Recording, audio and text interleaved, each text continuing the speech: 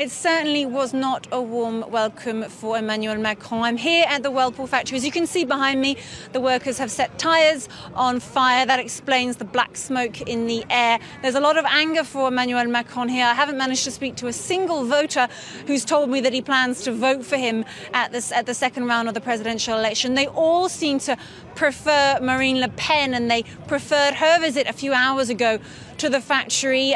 She promised them that her protectionist policies for the French economy would mean that she would not allow factories like this one to close down.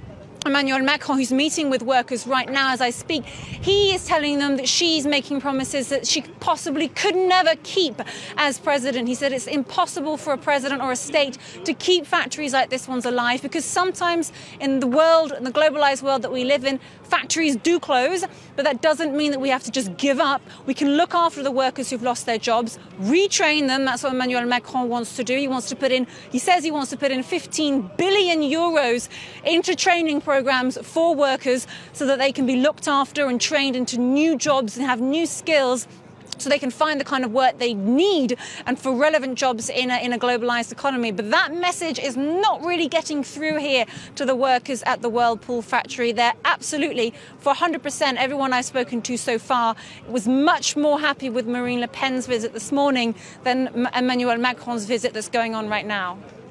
So Macron speaking now to workers at the factory, but it has to be said that from what I understand, it's not that he didn't want to meet with them, it's that he wasn't invited initially. Now, he has been criticised for, well, people saying that he's not taking his rival Marine Le Pen seriously enough. What's his response been?